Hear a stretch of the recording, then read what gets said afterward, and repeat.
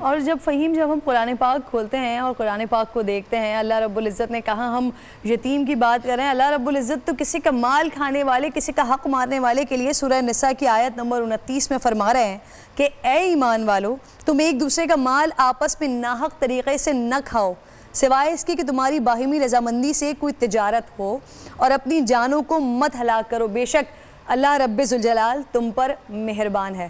تو اللہ رب ذوالجلال کسی کا بھی حق، وہ چاہے آپ یتیم کی بات کریں، چاہے آپ پڑوسی کی بات کریں، چاہے آپ اپنے ماں باپ کی بات کریں، چاہے آپ اپنے آس پاس کے لوگوں کی بات کریں، اللہ رب ذوالجلال کسی کا حق مارنے کے لیے کبھی نہیں کہتا، بلکہ حقدار کو اس کا حق ادا کرنے کی بات کرتا ہے. اور بار بار یہ کہتا ہے کہ اگر تمہیں یاد آ جائے، عمر کے کسی بھی حصے میں جا کر یاد آ جائے کہ کسی کا حق مارا تھا، تو یا تو اس کو حق ادا کرو، اور اگر نہیں کر سکے تو پھر اس کی جگہ صدقہ دے دو، تو اس سے بھی انشاءاللہ العزیز وہ فائدہ ہوگا، وہ جو حقدار کا آپ نے حق مارا ہے وہ ہم ادا کر سکیں گے. لیکن اب اللہ معاف کرے ہمارے پاس سچویشن کیا ہوتی ہے ناظرین، اگر ہم معاشرتی طور پر آس پاس نظر دوڑائیں تو کیا ملتا ہے ہمیں کہ ہم باہر جاتے ہیں، ایک میکینک کی دکان پر جاتے ہیں، وہاں ایک 5 سال کا 6 سال کا چھوٹا سا معصوم سا بچہ دیکھتے ہیں. اپنے گھر میں اگر ایسا کوئی 5-6 سال کا بچہ ہو تو اسے گود میں رکھتے ہیں، پیار کرتے ہیں.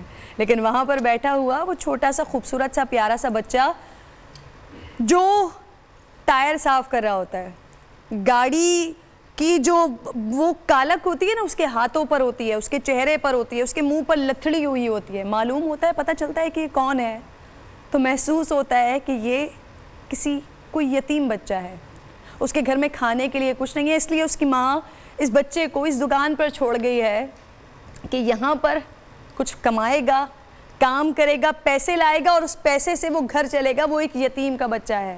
ہم اسلامی جمہوریہ پاکستان میں رہتے ہیں جہاں یتیموں کے حقوق کی بات کی جاتی ہے. آقا علیہ الصلوۃ والسلام خود یتیم تھے، اور یتیموں کے حقوق کے بارے میں بارہا یہ فرماتے تھے کہ جب عید کا دن ہوا کرتا تھا تو سب سے پہلے یتیموں کو جا کر پوچھا کرتے تھے، ان کو عیدی دیا کرتے تھے، ان سے شفقت فرمایا کرتے تھے، ان سے محبت کیا کرتے تھے. لیکن ہمارے اپنے بچے عید کے دن ہو، چاند رات ہو، رمضان کے دن ہو، ہمارے اپنے بچے خوبصورت ملبوسات میں ہوتے ہیں، لیکن وہ بچے وہاں پر موجود آپ کی گاڑی پر آ کر جب نوک کرتے ہیں، دروازہ بجاتے ہیں، تو آپ ان کو کہتے ہیں بیٹا جاؤ، تنگ نہیں کرو، یا آپ اپنے بچوں کا چہرہ ان سے موڑ لیتے ہیں یہ کہہ کر کہ یہ عجیب سے بچے ہیں، ہمارے بچوں پر ان پہ کیا فرق پڑے گا، ان کے ذہنوں میں کیا فرق پڑے گا. تو آپ یہ سوچئے کہ ہماری آخرت پہ کیا فرق پڑ رہا ہے کہ جب ہم ان یتیموں کو جو آقا علیہ الصلوۃ والسلام خود ہیں، اور پھر اس کے بعد ان کی قدر کرنے کے لیے، ان پر شفقت کرنے کے لیے ہمیں کہا گیا، جب ہم ان سے منہ پھیرتے ہیں تو کیا اللہ ہم سے منہ نہیں پھیرے گا؟ پرنور سحر اور ذکر خدا، نبیوں کی مدح سرائی. پیغام سنا اے باد صبا، پرکیف ساتھ آئی. پوشیدہ ہے ایمان کی راہ اللہ کی کتاب مقدس میں.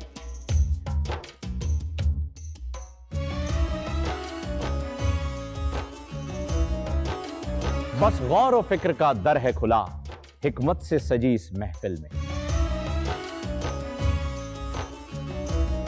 ہے لب پہ دعا زدنی علما، روشن ہی رہے یہ سارا جہاں.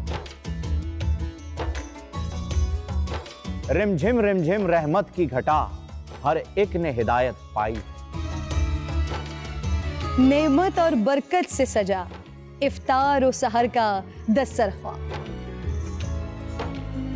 ننھے پھولوں نے مل کے کہا آج روزہ کشائی ہے.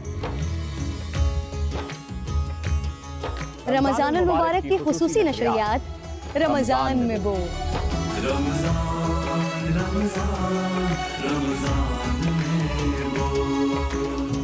رمضان المبارک کی خصوصی نشریات رمضان میں بول، فہیم خان اور کرن ناز کے ساتھ روزانہ صبح 3 بجے سحر ٹرانسمیشن اور شام 5:30 بجے افطار ٹرانسمیشن، صرف بول انٹرٹینمنٹ پر.